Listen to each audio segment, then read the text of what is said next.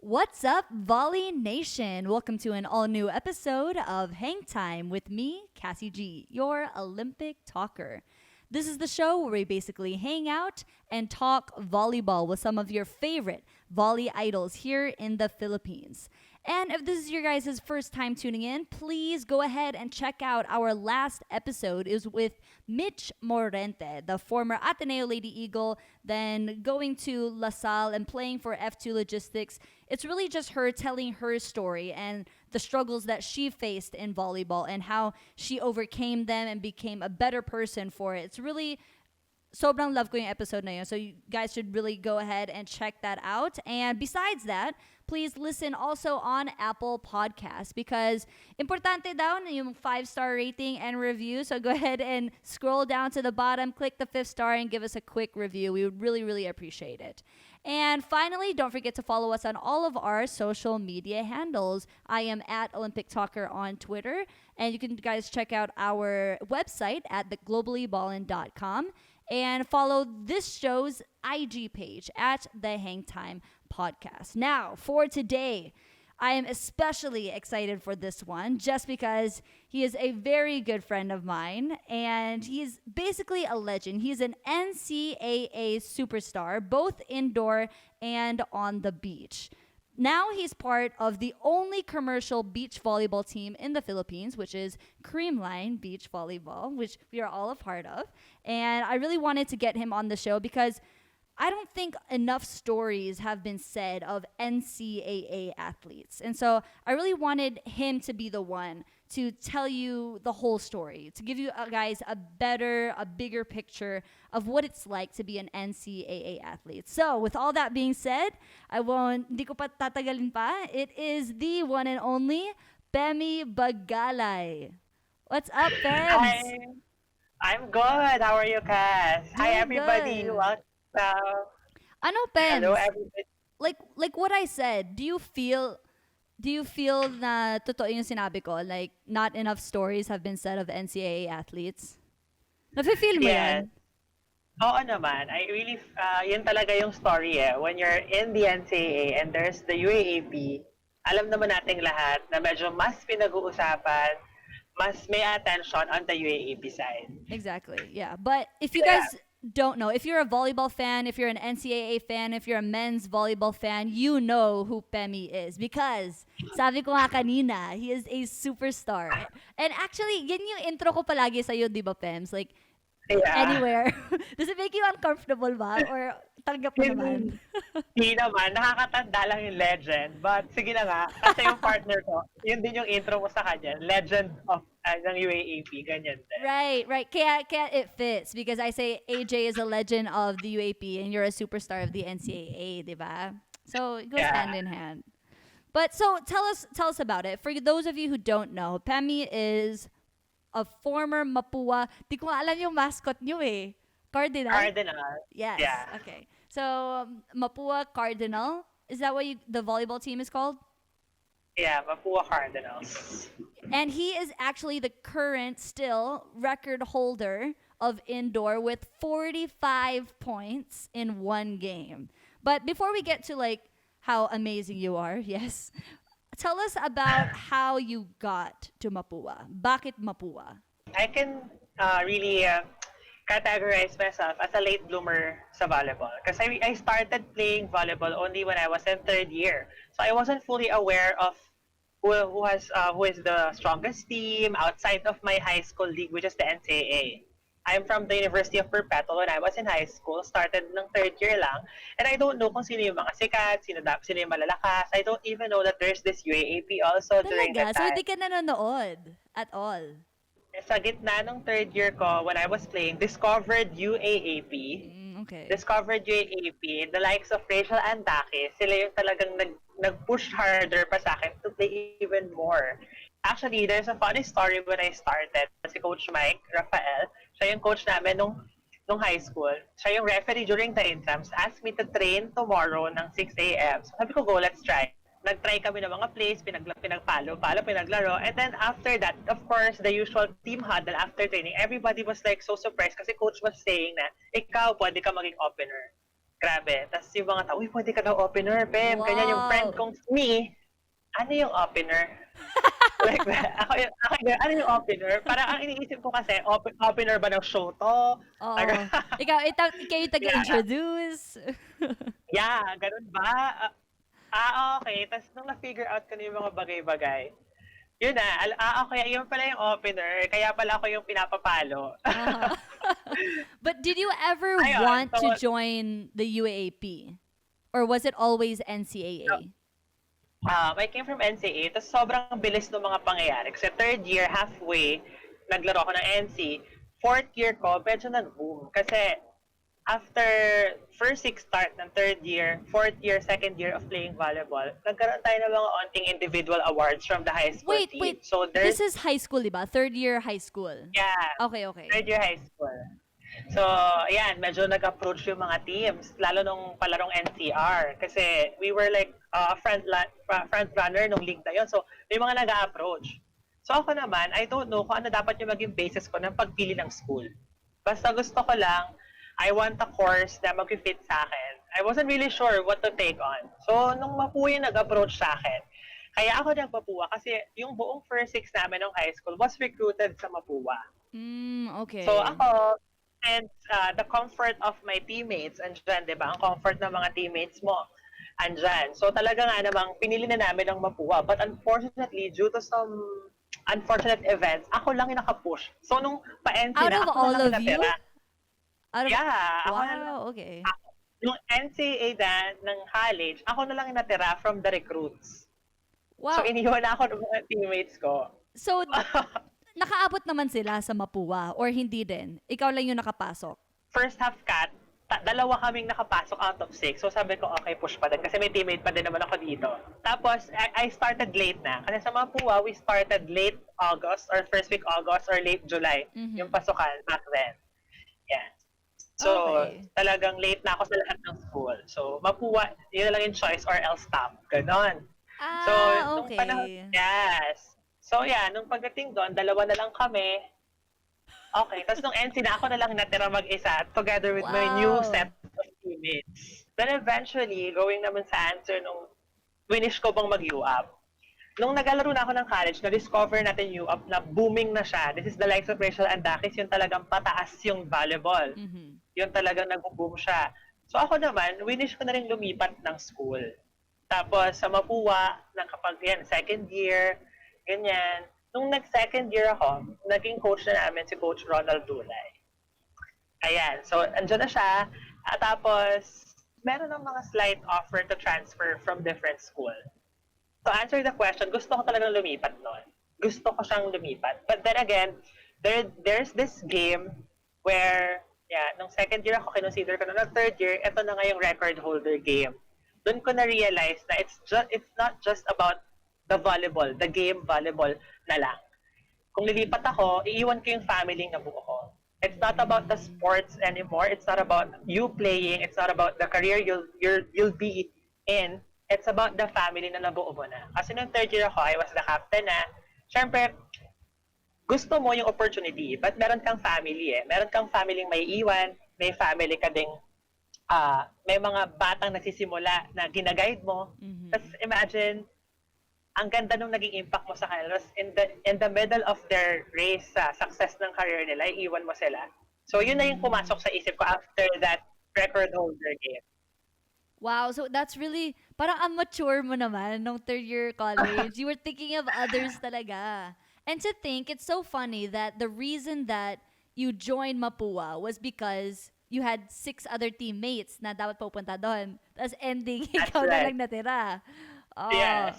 But you made so many incredible memories sa Mapua, and yun nga, you made a family, and so many kids look up to you. Like, naalala ko, meron kang shinare sa Facebook, and then si Aljon, yung from UE, he commented na, Yes. you're an inspiration to me, you're someone that I really look up to, kung bakit ako Yes. nagpoporsige. And there's so many stories like that, like throughout the years of me knowing you. And do you think that's part of parang your charm, your personality? Do you really go out of your way to connect with the younger gen? Now, yes, kasi gusto ko makipag-impart ng knowledge kasi merong mga ibang players na napupunta sa wrong side of playing, which is pinipili nilang maglaro lang and not doing both, like mag-aral at maglaro. So I really Mm. wanted to help those, lalo yung mga ibang super talented. Gusto ko sana silang ma-push na mag-aral. Kasi sayang yung talent if hindi mo sila magagamit sa magandang platforms such as AAP, NCAA, going sa mga professional leagues. Mm-hmm. And to add on that, Cass, sobrang, yeah, the video that we released, grabe, I received so much love. Like, there's the shares, pero may mga PMs din. And I'm really surprised dun sa iba na meron pala akong mga ibang na-touch ng lives. Like, yun, si Aljon, very surprising na nag-post siya ng ganun. And there's a lot more other na nagsabi na naging inspiration ka po namin. And sobrang na-overwhelmed na po. Talaga ba? Kasi you don't know. Ayun. Kasi you don't do things thinking of the reward, diba? You do things because you want to do them, you want to be of help, you want to impact. Pero you don't really think about ano ba talaga yung iniisip nila, diba? Or gumagana ba talaga yung ginagawa ko? There's always that thought eh. Parang, may sense ba sinasabi ko? Yeah, minsan nga, tama pa bang sinasabihan kita? Pero iba sa kanila, na-appreciate naman pala yung sobrang personal ng comments mo. Gusto Yeah. pala nila yon. But for some, you kind of have to balance it out. Kasi maybe you should ask them, ganyan. Pero overall, masarap sa feeling na may ganun pala. Yeah. Na meron ka palang ma-inspire. So, yung mga tao na na-inspire mo nga, both NCAA, UAP, but I don't think a lot of people really see the differences between NCAA and UAP. Kaya ako din, di rin masyado ako aware. Like, bakit nga ba? Bakit mas sikat talaga yung UAP kaysa sa NCAA? And so, I talked to some sports writers. Sabi ko, describe the NCAA Men's Volleyball League. And then they compared it kagad sa UAP. They said, in the NCAA, it's more player-oriented. Like, each team will have one or two players na aako lahat ng scoring. Whereas sa UAP, more balance. Do you agree with that? Siguro, but during my time kasi, that was the time na talagang caliber teams din yung UAAP eh. So yung mga outside leagues, makikita mo talagang lumalaban din yung mga UAAP schools. Sa NCAA, we have the likes of Perpetual back then. We have the likes of John Vic during my batch sa Benil, and then the whole Benil team, sobrang galing din nun. We have the AAC, which has Howard Moica, and the rest of the team also na sobrang gagaling din. I feel like it depends on the batch na kung saan nakita ng mga writers. But on the part nun, medyo oo, na may mga ibang team na centered sa isang player, centered sa dalawang player, unlike nga sa UAAP. But also, I think the main difference would be, kasi si UAAP, super aggressive siya when it comes to, di ba, yung pag-broadcast sa mga live, talagang pinupush nila mga live yung mga games, no matter kung sino yung naglalaro. Unlike the NCAA kasi, we get a little exposure in terms of sa TV, ganyan. Back then, sa TV, kailangan yung important exposure eh. I think yun yung pinaka-nagulang. Kasi imagine if we have the same exposure, I think ganun din yung magiging klase ng competition. Yeah, for me then, like what I thought was, I don't think it's dependent on the game itself. I don't think there's a huge difference in like level of play or competition. I really think it's the marketing eh.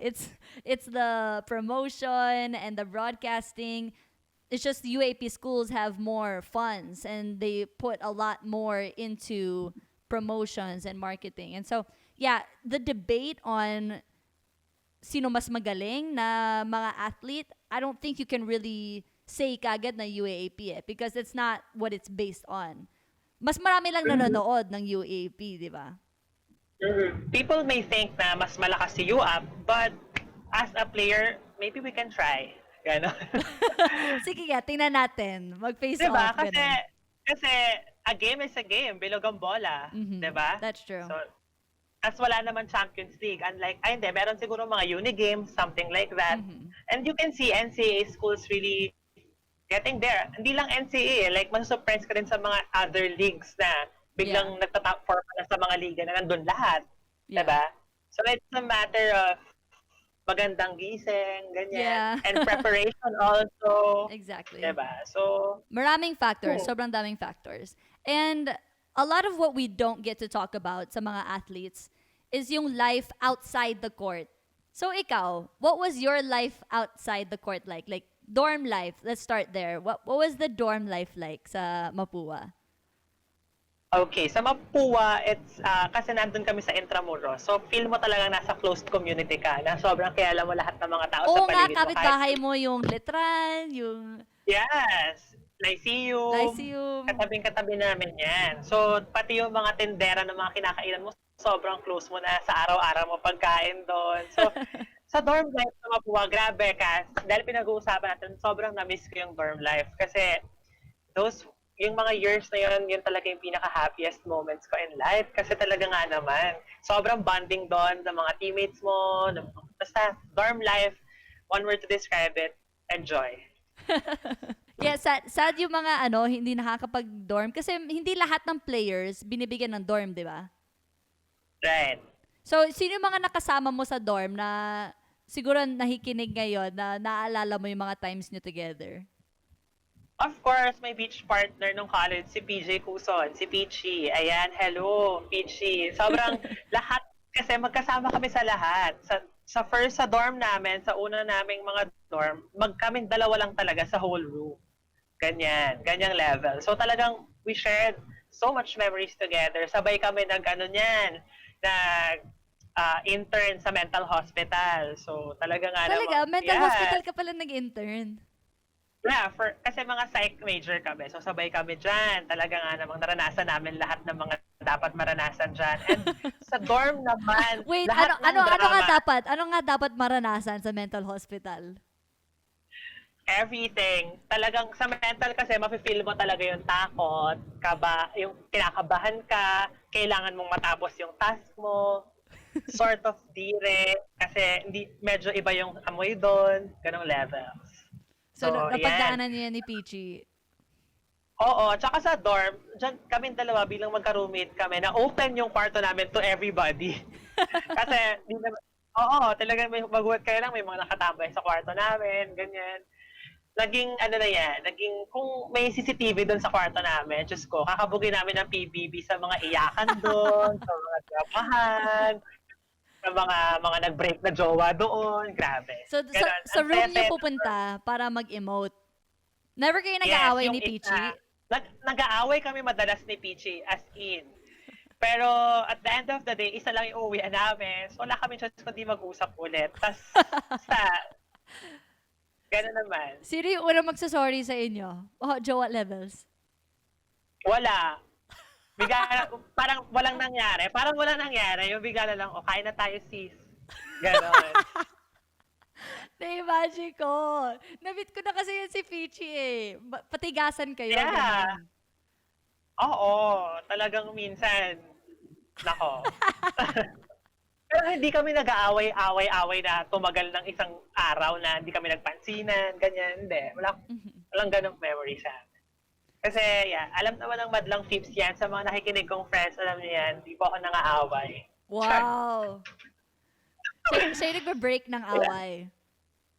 Yes, ako ang peacemaker. I mean, halata naman kasi third year pa lang, nag-captain ka na, di ba?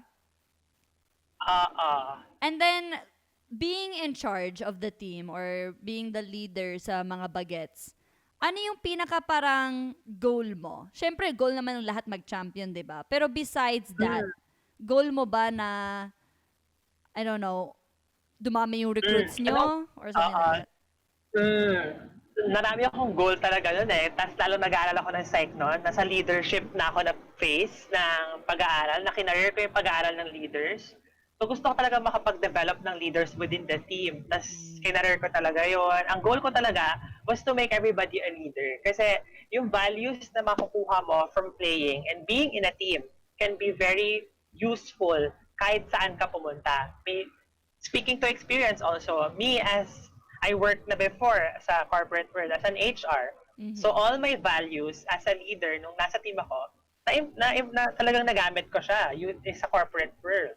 Kasi nabigyan din ako ng team doon, so nag-lead din ako ulit ng mga tao doon. At the same time, uh, yung interaction with the employees, mafe-feel mo na kailangan mo rin silang bigyan ng maparamdam mo sa kanilang mahalaga rin sila. Mm-hmm. The smallest effort that they do, oo, talagang laging may malaking pupuntahan yan. Yun yung laging ini-impart ko sa mga teammates ko nung nasa college ako na no matter how small your task is, magpulot ng bola, magkabit ng net, malaking tulong yan sa bawat panalong nakukuha natin. So ang goal ko talaga noon, aside from reaching the Final Four, reaching the championship, getting the championship, was to develop everybody, to make everybody a leader. And I So, feel diba, like medyo, sometimes leaders forget that na parang you not only have to lead by example, but you also have to parang cheer them up. You have to compliment and you have to remind them that they're important.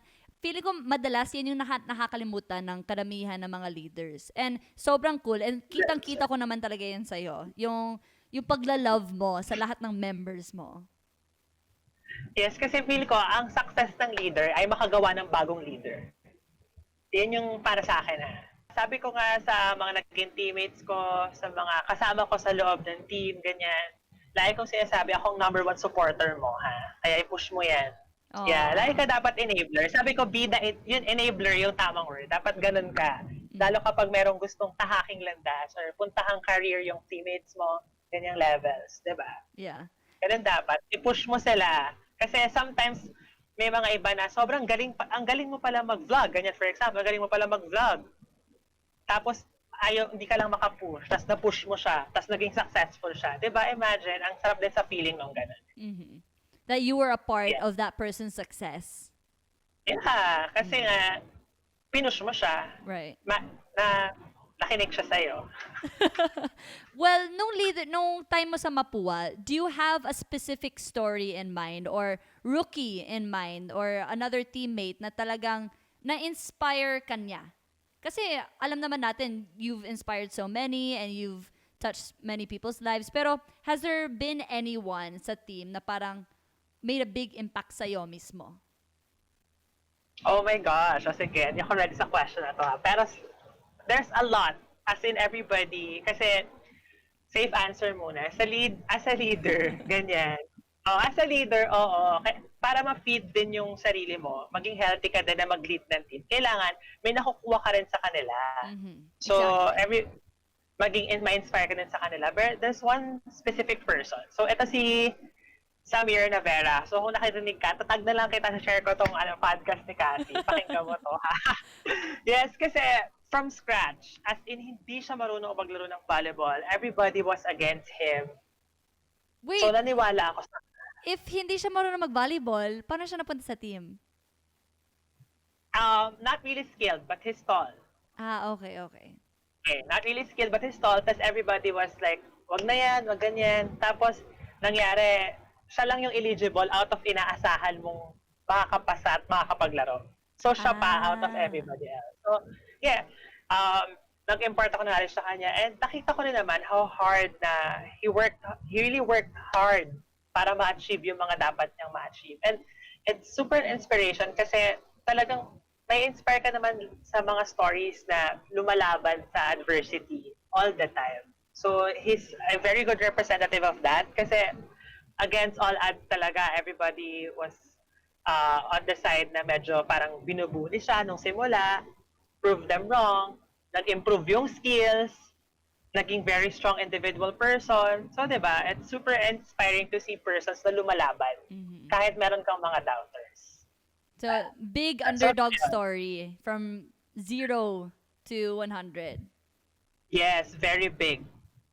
Cool. And then, feeling ko, sobrang importante talaga na meron kang ganon. And like you said, every leader needs inspiration din. Hindi lang palagi galing sa'yo. Kasi mapapagod ka talaga if you're the only one parang pushing yourself. Pero, yeah, besides the teammates, let's go naman sa tournament itself. Meron bang rivalry sa NCAA? Katulad sa UAP? Actually, siguro meron within the walls of Intramuros. So, kapag nasa NCAA, parang matalo ka lang sa lahat, wag lang sa mga kapitbahay mong Lyceum at Letran. Ganyan. Para pag naglalakad ka dun sa walls, medyo, di ba? Ikaw yung sila sa angat. amin. Oo. So, nung mga latter years ko, medyo panalo na kami lagi doon sa dalawang school. Pero nung mga pasimula, talagang medyo pag naglalakad, wait lang po. Cover your face. Don't Ganon. look at me. Oo. Yes. Ganon yung mga, yeah, I think ayun yung rivalry na nabuo within the NCAA schools. Yung sa amin, within the Intramuros walls. Mhm. But when you were playing, when kalaban mo Lyceum and Letran, mas init ba? Or mas nagtataray ka? Mas nagsistare down? Ano ba? Is it much heated competition? Um, and actually, yung mga stare down at taray, meron akong mga onting ganon, onting stare down, pero yung mga taray na taray-taray, wala naman masyado. Pero pag kalaban mo talaga yung Lyceum at Datan, talagang mas higil, mas go na go, mas ganadong ganado. Pero on the taray side, wala eh. Kasi everybody's a friend. Talagang lahat yan. Sa lahat ng NCAA schools, nung batch ko, lahat yan friends ko. Mm. Name it. Well, speaking of, like, did you always hang out? Like, after a game, kunwari, natalo kayo ng Letran, will you guys hang out after the game? There's this one year, sila Mamits to. Na-meet mo na si Mamits. So, love natin si Mamits. Yes, Yan, love idol natin natin si yan from Mamits. Letran. Yes, love natin yan from Letran. So, there's this game na last year ni Mamits yun, kalaban namin sila. So, talo kami sa kanila. Wait, baka di alam ng tao kung sino si Mamits. Penny. Si Erickson Ramos, one of the legend also. Nag-ano na rin to, national team libero. And sa Cagayan Valley, siya libero din. Awarded best libero na din to. So, basta siya. Siya na yun. So, patapos pa lang yung game, nag-uusap, mamaya Dota ha. Like, Netran versus Mapua. So, after nung game, nagkita-kita kami sa computer shop sa Intramuros. So, naglaban naman kami doon. Wow. At nanalo kami doon. Ang cute naman, ang cute ng relationship. Kasi nga, kapitbahay talaga kayong lahat. Yes, as in yung mga dorms namin ay magkakatabi, ganong levels. Magka-onting lakad lang, andyan na sila, ganon. So you always hung out. Pero was there ever like usapan na kapag talo namin kayo, ikaw manlilibre ng kwek-kwek ko for 1 month? Parang gano'n. Walang mga ganon, pero laging may mga after usapan, may mga onting asaran pag nagkakitaan sa kainan, pero it's all about fun lang. Walang personalan. Mm-hmm. Ganon. So, who would you say you got along with the most? What team? Ang hirap. Pero lahat kasi you know naman sa NCAA kasi maganda yung bonding ng mga schools because we see each other every year sa Subic, di ba, for beach volleyball. Okay. Yeah. Yes. So, as in, it's a really big group of everybody na magkakasama kami. And, yes, nung final year ko, meron pang nabuong grupo, yung intra-girls. Tapos kahit di ka na taga-intramuros, part ka na ng intra-girls. Okay. So, Ayan. merong intra-girls. And, yun nga, you mentioned Subic. And, Yes. NCAA beach volleyball is different from UAAP volleyball for many reasons. Like, first, yung venue. You're in Subic every year, which is, in my opinion, much more fun. Dapat gayahin na lang ng UAP. Pero, besides that, mas maraming schools. So, it takes longer. And mas haggard. Tama ba? Yes, grabe. Grabe ang NCAA beach volleyball. Like, for that week, talagang kapag manonood ka ng championship lang, isipin mo, ba't ganyan yung laro ng championship? Hindi nila alam yung pinagdaanan ng the whole week. Kasi sa isang araw, makakamax ka ng 3 games. 3 games to 4 siguro nung mga unang taon.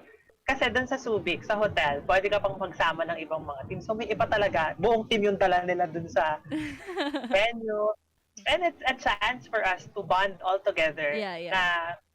We had a lot of moments where we tend to forget that there's a competition and just hang out sa pool. Kasi it's a common hotel. Para siyang hotel siya, tapos yung gitna niya ng mga rooms ay pool. Uh-huh. So pag lumabas ka, kita ka na. So there's a chance talaga to bond with everybody kasi everybody's so welcoming. Everybody's so friendly, everybody's Pero competitive pa rin naman. Competitive pa rin. Of course, Cass. You know me. Yes. Talagang pag oras na ng malapit na yung laban, mapipil mo na, hindi mo tayo friendship ha. Kailangan mo natin ng Di mo na mag-uusap. Oo, mamaya na ulit ang chikahan. pagkatapos ng mga laro. Pero there's this always sa gabi, after dinner, tumatambay sa tabi ng pool, everybody gets to get along together, chikahan. It's really fun, a fun time to get to know other schools. Meron pa kaming one season for beach volleyball where we went sa Puerto Galera. Okay, yeah, after. Yun ang not after, dun yung competition. Ay, was it really? Wow, ang ganda Yes. naman. Nag-Puerto Galera ang NCAA. Kaya naman, at grabe, saya talaga dyan. Dyan, muntik na mag-champion. Si Ricky Marcos, yung current libero ng national team. Ah, he was NC? Yeah, perpetual. Same kami ng school. Kaya, Okay. medyo super close din kami ni Ricky. So, hi sa'yo, Ricky. Panoorin mo to, ha? Ay, pakinggan mo to.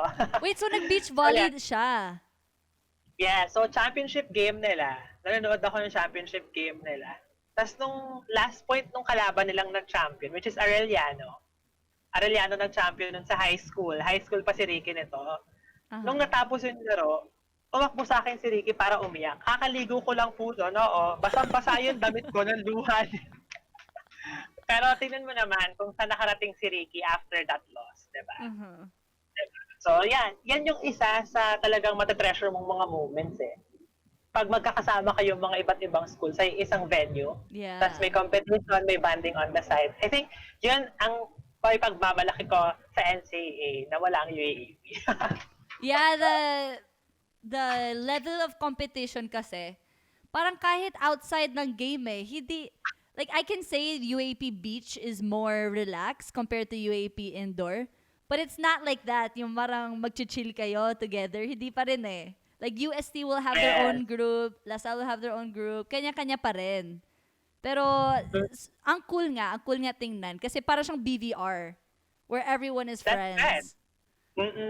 Tapos meron pang mga ibang team na kasama yung buong team. So kabanding mo na rin yung buong team nila. Bilang alam ng lahat, medyo machika po ako, oo, na kahit di tayo kakilala, minsan FC ako, uy, kamusta ka, ganyan. Yes. Ganyan.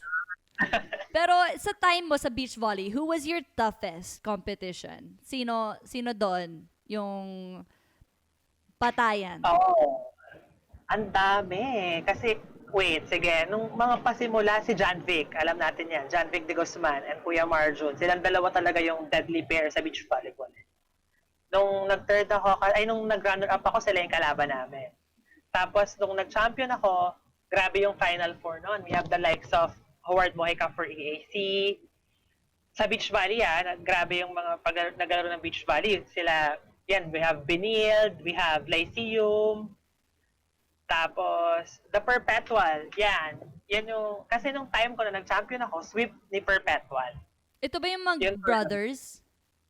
Yes, Taneo Brothers. Si Kuya Rela at si Ray. Yan, hello sa inyo. So sila yung sweep nila yung buong competition. As in, wala silang talo. Ang talo lang nila yung championship kalaban kami. Wow. So you guys lost against them in the elims? Yes. Actually, nung step ladder yon, kami yung fourth sa step ladder. Pemie Haggard. Yes. Yes. Talk about Haggard. Buti di ka nag-cramps. Siguro sabihin ng mga tao, sobrang OA ko na kasi naka-tape na yung buong legs ko. Heavily tape na yung balikat ko. Ganong level. Sabi ko, sa PT namin, supportahan mo na lahat. Laban na to. Last na to eh. Ganon. Last push. So, sa mga nakakita siguro sa akin noon, sabi nila, ay, grabe naman to. Naka-tape na lang yung buong katawan. Isang linggo na kami naglalaro, friends. Yeah, walang break. Kasi, for those of you who don't know, comparing it to UAP Beach is only Saturdays and Sundays. Tapos, if you play Saturday, you're definitely not gonna play Sunday. Tapos, Wednesday. Umiikot lang sa 3 araw yon. And never mangyayari na 2 days in a row. Like, in one day, siguro magto 2 games, then that's it. You can go home. Max na yung 2 games. Pero imagine, NCAA beach volleyball, every day. Sobrang nakakabaliw. Talagang patibayan. Dapat ba nag-i-English ako ng malala, Kassie? Or Hindi. Kasi yung mga ibang ko nga, Tagalog lang eh. Pero kasi, as much as possible, gusto ko ako yung mag-English. Okay. Pero yun yung NCAA eh. Talagang pagpunta mo ng NCAA na hindi ka prepared, uso dun mag-cramps, usong bumigay. Kasi grabe talaga. no, last year ko din, we have the likes of JRU na talagang front runner sa NCAA. Kaso, yung partner niya, si Manzana, shoutout sa'yo, talaga, nag-cramp siya whole body. Hindi na siya nakalaro. Hindi na, next, nakakalaban na sana namin sila. Tas, Ito ba yung sa step ladder?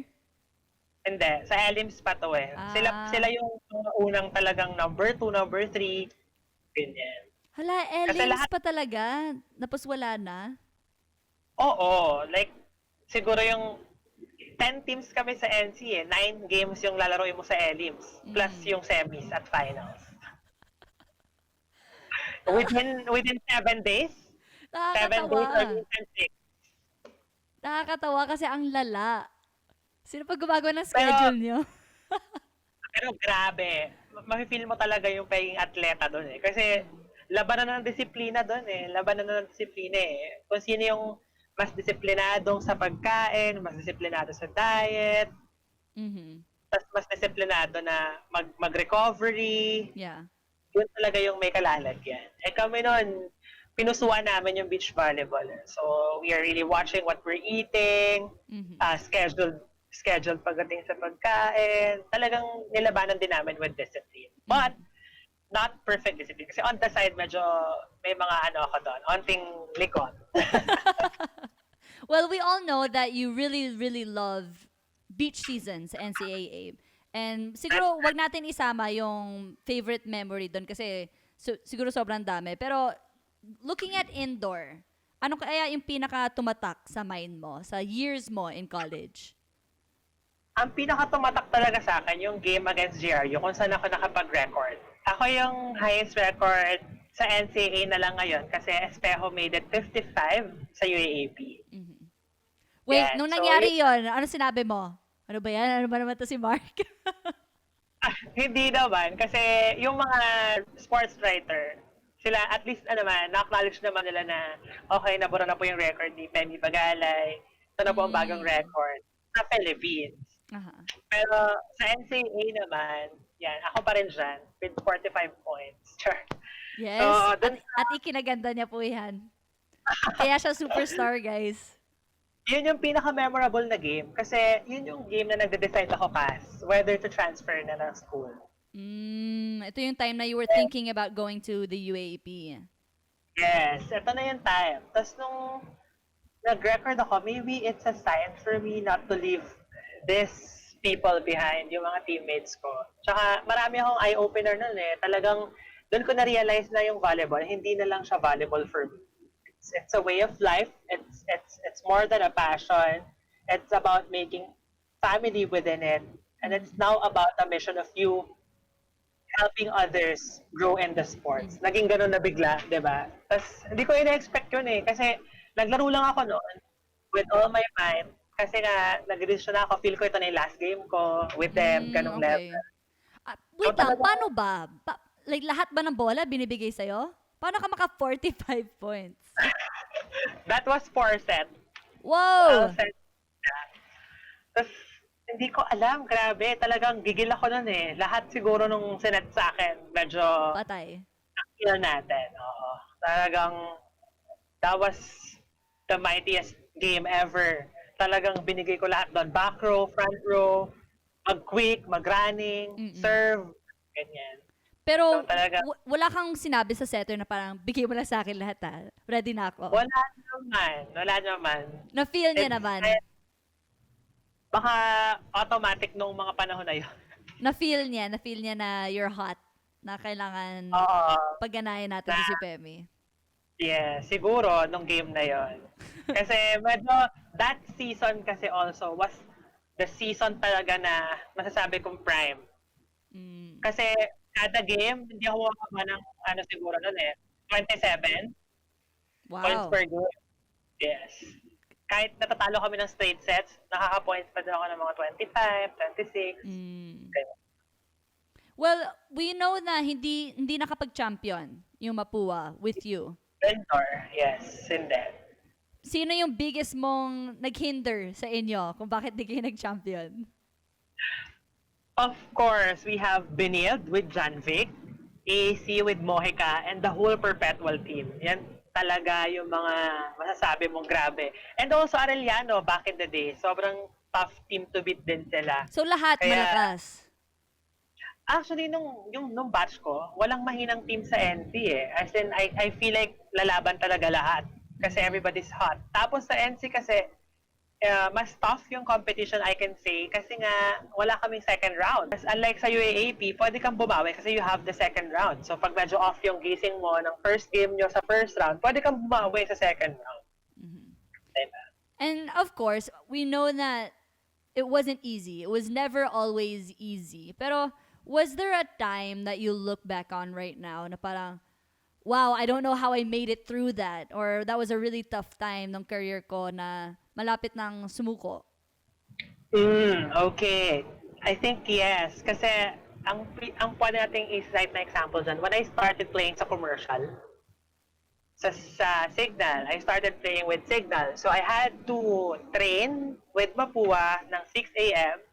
to around 9, and then go to class until 1 or something, and then go back to training with Mapua ng 2, and with 4 or 5, get dressed, go to training with Signal ng 7 p.m. So that's how tough my life was when I started playing in commercial league. Was this your third year? Your third year in college? I know fourth year, sorry. This is my fourth year na in college. So talagang, na-feel ko na, ito ba talaga yung gusto kong gawin?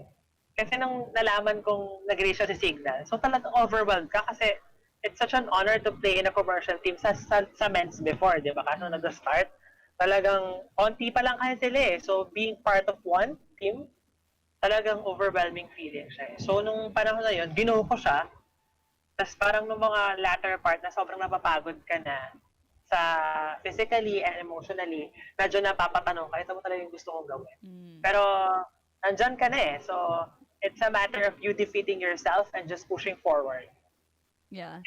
And after graduating, you stopped playing commercial, di ba? Yes. You went Yes. to working office job. That's right. So what made you decide to like, okay, stop muna ako sa volleyball. Trabaho muna. Actually, volleyball, hindi naman ako masyadong, meron ako siguro mga isang liga in every 3 months, 4 months, ganyan, but not as active as I was nung before. Pero kasi, na-realize ko nun, I had to do this for myself also. Kasi, naisip, ang nasa mindset ko nun, I'll not be as strong as I am today. So, I had to invest on this other side of life, on this other side of career. So that, if ever I decided to come back playing volleyball soon, meron akong fallback. Meron akong babalikan, meron kang na-establish na career mo doon. Yeah. So, hindi ka magba-back to zero pag nawala ka sa volleyball. Right. And now that I'm with volleyball, I can say, my gosh, grabe din yung volleyball community ngayon eh. So, talagang may in love ka sa gantong feeling eh. May in love ka sa gantong setup and everything. Talagang it's gonna be so hard for you. Yun din pala yung naisip ko noon. Kapag nag-start ako ng career with volleyball, alam kong hindi na ako aalis doon. alam ko na pag kunwari, nag-assistant coach, nag-pro player, alam kong ito yung gusto kong gawin. Alam kong hindi ako aalis dito. So I really had to give myself some time also to explore other opportunities. Para naman, pagdating mo or pagbalik mo sa volleyball, meron ka ring ibang dala.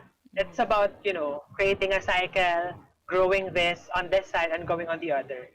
So parang siyang strategy para sa'yo on why you left. You wanted to explore a different side of you para if ever nga talagang nag-stop, like totally stop playing volleyball, meron kang something. And yeah, I think that's really smart. And I feel like a lot of athletes are starting to realize that they need something else. They need something besides volleyball. Pero ikaw, seeing that you did that already and you're here now, would you say that it was the right choice for you, or do you think na kaya mo, if ginusto mo, kaya mong magtuloy-tuloy na volleyball na hindi umalis? If ginusto ko, yes. Pero during that time kasi, syempre, alam naman natin, volleyball medyo demanding sa time. Weekdays game, trainings, and medyo malayong work ko eh. Dito ako sa province side of NCR, which is the south side, Las Piñas and Parañaque. So malayo-layo sa mga training venues. Pero yes, talagang pag ginusto mo, makakaya mo eh. Pero during that time kasi, since medyo umangat tayo sa office, bumibigat din yung mga responsibilities. Medyo nakakain din lahat ng oras. So during that time, I decided to give this a go first. And then maybe have volleyball as a hobby muna, not a, hindi muna siya yung focus. So during that time, yes. Pero for those na nakakaya yon, sobrang saludo ko sa kanila. Yung sa mga nakakapaglaro pa. At the same time, day job, grabe. Those are the real OGs pagdating sa volleyball talaga. Kasi I've been there. It's really, really hard. Kaya naman sila, grabe, idol yung mga yan.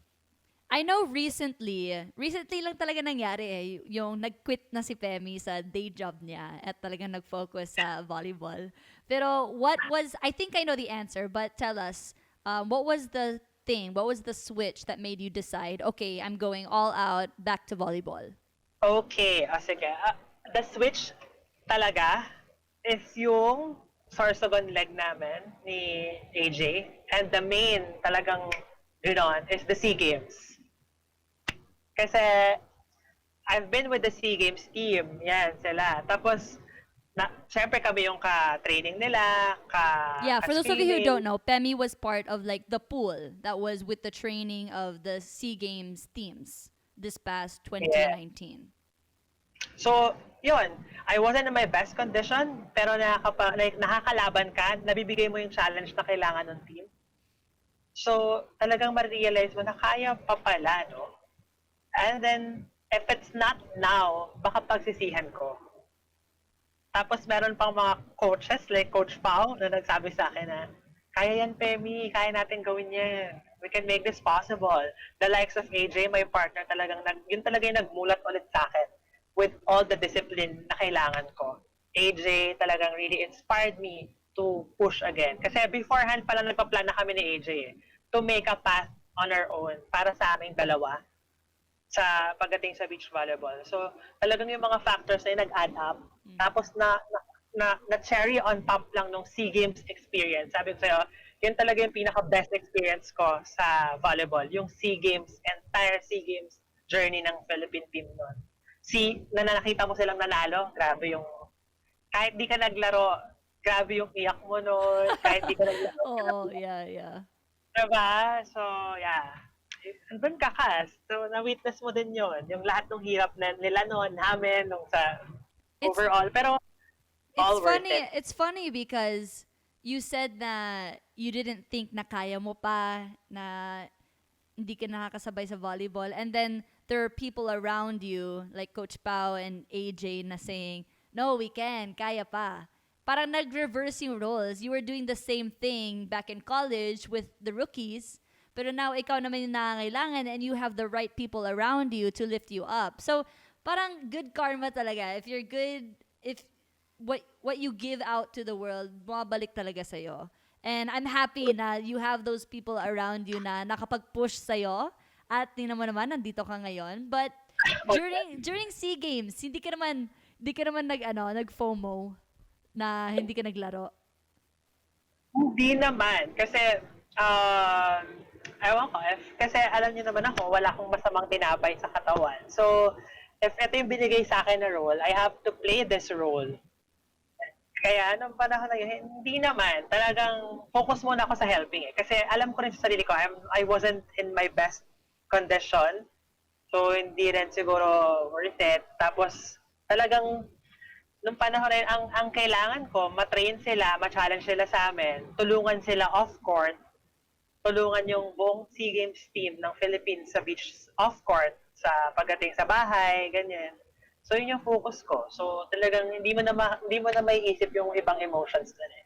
You just have to really get yourself focused on the job na binigay sa'yo and make the most out of it. So, I guess, tapos yun, doon ko rin na-practice yung pagiging sports psych natin, na-impart natin ng knowledge yung mga bata, na-release natin sila ng onting pressure. I think those are the smallest things na talagang nag-impact. So, no, walang ganong feeling.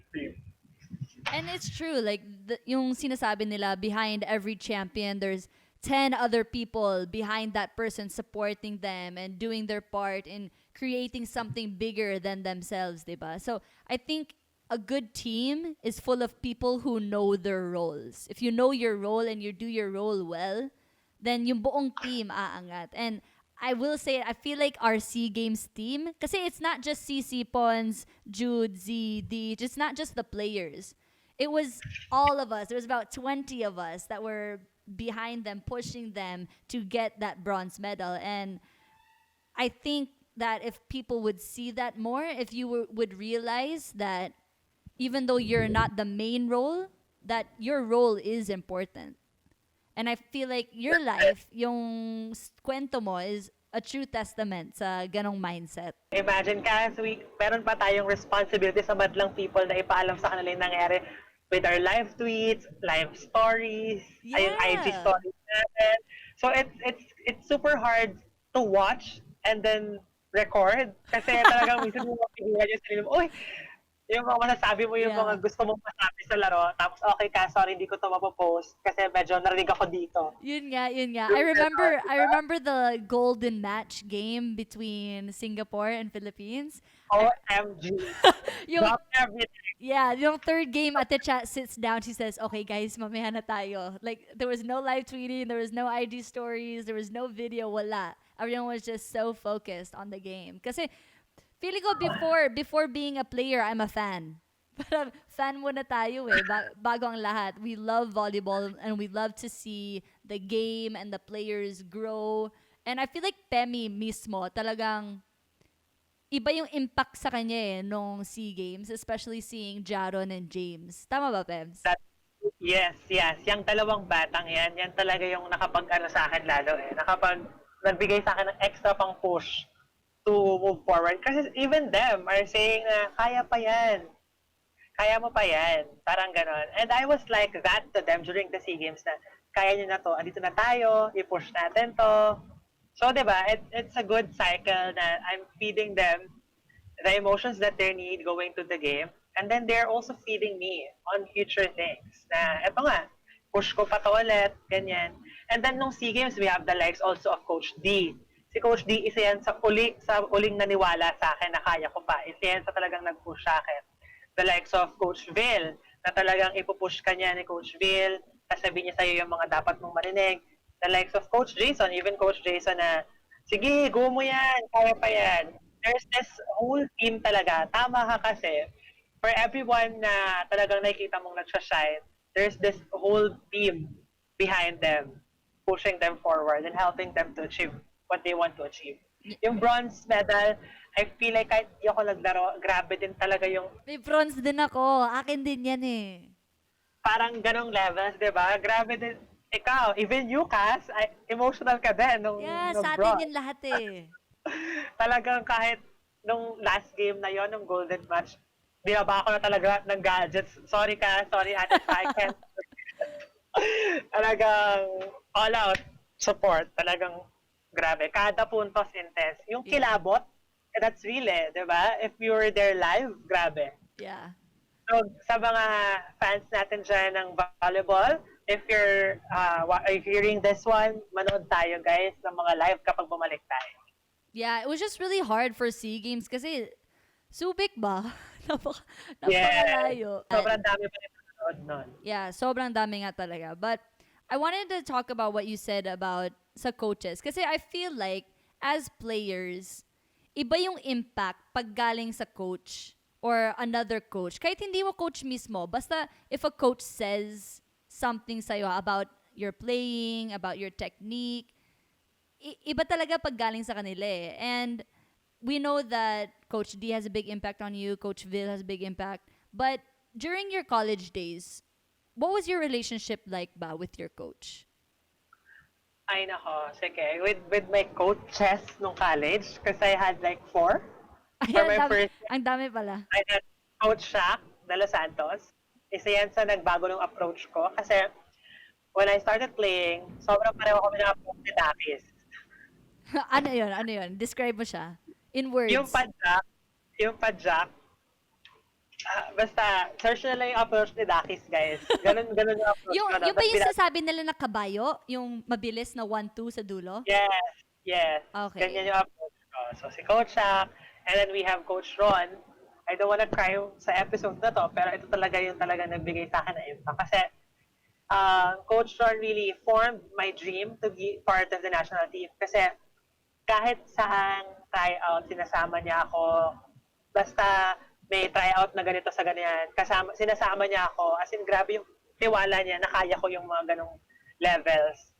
Gusto rin niya akong i-push dun sa mga ganon. So, isa talaga siya sa mga coaches na talagang masasabi kong nagbigay sa akin ng malaking impact sa paglaro. Siya din yung naglabas ng most potential ko sa volleyball, really helped me focus on my strength and who helped me also to help me enhance also yung mga weaknesses ko pagdating sa lalaro. And then we have Coach Oliver and Coach Mia, Oliver Almadro. We all know how decorated Coach O is and Coach Mia also. So ito rin yung dalawang taong mas naniwala pa sa akin, binigyan lalo ng emphasis kung ano dapat yung mga gawin, help me with my decisions also. So, in terms of relationship with all na naging coach ko, especially with Signal, with Coach Maki Carino, Coach Macarino, Coach Sam, Sammy Akailar, ito yung mga coach talaga na magpupush sa'yo eh. So overall naman, I can say na lahat na naging coach ko, meron talaga ako na nakuwang learning sa kanila. And I hope meron din akong na-impart sa kanilang mga learnings sa life. I think common trend nga, like in all of the coaches na sinabi mo, there's always the factor of trust or belief. That's right. The coaches who impact the players the most are the ones who believe in them. Like yung kay Coach Ron, imagine, lahat ng tryouts, sinasama ka. Like, ganun, ang sweet talaga nun. And to think that he saw something in you to bring you along. Ganun kalaki yung tiwala niya na kaya mo. And then, how can you not perform well para sa kanya, di ba? Knowing that So, he believes in you that much. may coach ron yung record season ko eh. Yung record holder season ko. And got individual awards also in the NCAA. Because, yeah, I think for every person out there, find that very one person na maniniwala sa'yo eh. Kasi we all need that one. No matter how much we say na we're strong enough to endure everything, we always need someone to believe in us. We always have that one friend, one coach, one family member Yes. that will na, push mo yan, kaya mo yan. And Exactly. it's always nice to be that person. So for everyone hearing this one, let's try to encourage people, let's try to enable people, let's try to boost their morale. Because I think that's the best we can do right now. Help others. Yeah. And did you ever think na mag-coach? Kasi parang sobrang swak yung attitude mo eh. You know what? Honestly, I tried. It's really hard. It's really hard. It's Wait, really hard. nag-try ka talaga? Kanino? Saan? Prior this season, nag nag-help kami with the training ni AJ sa Ateneo. So Okay. so it's a form of coaching. It's a trial coaching for me, I guess. So talagang ang hirap manood. Ang hirap manood ng game. Hindi mo alam kung saan ka lulutan. Knowing that I'm a very positive person, kapag nasa labas ka ng court, di mo maiwasang makapagsabi ng mga comments eh. So pagkaharap mo sila, di mo alam kung paano yung approach. Yung ganong levels. Pero siguro, it's a work in progress. Experience can help us through this kind of stuff. Pero for me, feeling ko ang hirap mag-coach. Pero let's see. I'm not closing my doors. Maybe I could improve if I were to be a coach of somewhere, of a school, ganyan. Pero yeah, kasi masasabi ko naman na kaya nating mag-enable ng tao. Pero pagdating sa laro, ang hirap manood. Wait, Ang what hirap do you mean? Mahirap i-pinpoint yung mga mali? Hindi, Paano ang hirap mahirap manood? panoorin. Ang hirap parang kapag nanood ka, sinabi ko nang wag ganito eh. Ah, Bakit okay. ganyan? Bakit ganyan? Bakit yung mga ganon? It's really hard. Ang hirap, ang bigat sa loob. Kasi you know what should be done. You know kung ano yung dapat ginawa, pero hindi nagawa. Yes. Also with Mapua before, nag-try tayong mag-help dyan. Kahit manood ka lang ng Mapua, ang hirap. Ang hirap ng mga sinundan kong batch, ang hirap. Parang pag natalo, down na sila, feel mo mas down ka. Ganon. Baka magbago yung image ng mga tao sa'yo. Hindi na ikaw yung light and bubbly. Ikaw na yung parang, sinabi ko sa'yo, wag kasi ganyan eh. Ikaw na yung mainit ng ulo. Masasabi ko ngayon na kaya natin i-control yan, pero hindi natin alam kung nandun na tayo sa sitwasyon na yon. Diba? Pero kasi ang hirap din, ang hirap makita yung mga players ganun. Tapos, ako kasi, I'm not really that kind to myself. Lagi kong sasabihin na, anong kulang kaya sa akin? Lagi akong ganun eh. So, baka pag nag-coach ako, mas lalo akong hala, baka hindi ako magaling mag-coach, baka hindi Yeah. ko nagagawa ng tama yung mga dapat gawin. So, yeah, I think it's a work in progress, but I'm not really closing my door. So, sa mga gusto ko muning mag-coach dyan, baka meron. Try natin. So it really does take a special person to be a coach or even a head coach. Pero I actually was thinking para sa'yo because we all know that your advocacy is really mental health and sports psychology. Did you ever think about just be trying to pioneer that and parang normalizing yung pagkakaroon ng sports psychologist sa team? Yes, actually, if given an opportunity, actually now masasabi ko meron ako opportunity to do that. Kasi ina-acknowledge naman ni Creamline Beach Volleyball na I'm a resident sports psychologist. Kasi si Creamline nga is buo na. We have a doctor with AJ, sports, we have conditioning also with Krung and Coach pa, mga ganyan. So, yes, if given a chance, if there's this platform where I can share my knowledge with sports psychology and really help out the team to be able to get out their potential by the use of sports psychology, release anxieties, ganyan. If I could be any of help, just let me know. Kasi talagang I really wanted to push this through. I have my very good one-day friend. Na-meet ko siya ng one day, pero sobrang lalim ng napag-usapan namin. Si Ayel Estranero. Ah, yeah. Kasi si Ayel actually, nagma-masters ata siya ng sports psych now. Oh, And wow, okay. yes, so I think me and Ayel, grabe, yung isang on the spot kita namin, parang makakasulat na kami ng libro sa sharing namin ng ideas. Pero, so yes, to answer your question, yes, gusto kong mag-pioneer, gusto kong i-push na magkaroon yung iba't ibang sports, not just volleyball, to have their sports side. Kasi alam mo yan, Cass, na nakapag-talk na sa atin yung mga the likes of mga Sarah Pavan, Sam Pedro, yung mga Olympians, and they do have specific trainings for their mental health. They have specific time for their mental coaches, di ba? Yeah. So, imagine how much more we can get sa caliber ng playing sa Philippines if we have that certain coach na itama yung mindset, help them correct their mindset, help them with handling their emotions, di ba? Yeah. I like really yung sinabi ni Sam Pedro. It's a thought na dapat mo talagang pag-isipan eh. The balance sa loob ng court, not too high of emotion, not too sad when everything goes wrong. You just have to stay in the middle. Madali yung sabihin, pero it's really hard to do. So imagine helping athletes staying on that balance side of things na naglalaro. Grabe.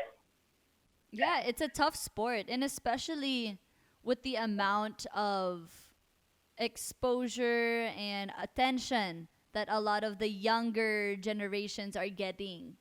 Like, imagine you're 16, 17, 18, tapos you're getting all of this attention and backlash and mga comments. Tapos, like, what do? You have no idea how to handle your emotions, what to do with it. And then, maglaro ka.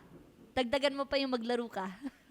Ako for me, as a player who've been through the ups and downs of volleyball, and maybe going into sports psych, helping a volleyball player, sabi ko na medyo fit ako dyan kasi medyo napagdaanan natin yung downs and high-ups ng volleyball. So talagang, I think, yes, pag meron, dapat hindi lang siya on-call eh. Dapat someone who knows the process, who knows kung ano yung pinagdadaanan ng isang team para makapunta sa gantong liga, para ma-achieve yung mga gantong panalo. The process itself, dapat alamin or andun mismo yung sports psychologist to be able to assess ano dapat yung, kasi tama eh, kasi you know what, social media, laki ng impact na ngayon eh. May mga masasama ka mababasa about yourself, tapos meron pang in-game, may mga magbubu sa'yo. Imagine, diba, how tough nangyari na ba yun sa'yo? Yung during a game na parang, hoy, umalis ka na nga dyan. Yung mga hecklers? Oo naman, marami tayong ganyang moments na, ay nako, even yung sa, in terms of sexuality, ay nako, bakla, alis dyan, ganon, may mga ganyan ng Mm. eksena. But then again, dead ma tayo sa bashers, charot, dead ma tayo sa, as a person na kilala ko yung sarili ko, kaya kong sabihin na dead ma lang ako doon. Pero somehow, may effect pa rin siya sa akin. Mhm. But I know how to process it, eh. I know how to share it with others. How about those na nagpapaka-strong lang pala yung pala deep inside, dinadamdam na pala yung mga sinasabi. Yeah. 'Di ba? So that's how sports psychology can help an athlete here in the Philippines. Yeah. And actually, Creamline Beach, sobrang lucky kami na nag-major in psychology si Pemie kasi di na namin kailangan maghanap. Ay, May mga yeah, sessions yeah, kami after every training, ganon. yes. And if you're looking for a book to read, i-promote natin itong Psychology of Winning. It's an old book. Sana may mahanap pa kayong ganito. This is by Dr. Dennis Waitley. It's a very good book to really discover more about yourself and how you can empower others. The Psychology of Winning, 10 Qualities of Total Winner. Like this book. Yan. I love that you're always pushing for sports psychology and you're always wanting to learn more about it and trying to get it out there dito sa Philippines. And actually, kita naman din yon sa YouTube. YouTube channel, di ba? May channel ka? Yeah. Yeah. O sige, i-promote mo na yan, Day. Ayan, guys, malapit na ako mag-upload ng mga iba pang contents at meron tayo mga bagong pasabog sa aking YouTube channel. So, huwag niyo pong kalimutan mag-subscribe sa aking channel. Ang channel ko pa ay Pemie Love. So, search nyo lang po ang Pemie space love at makikita niyo na po ang inyong love.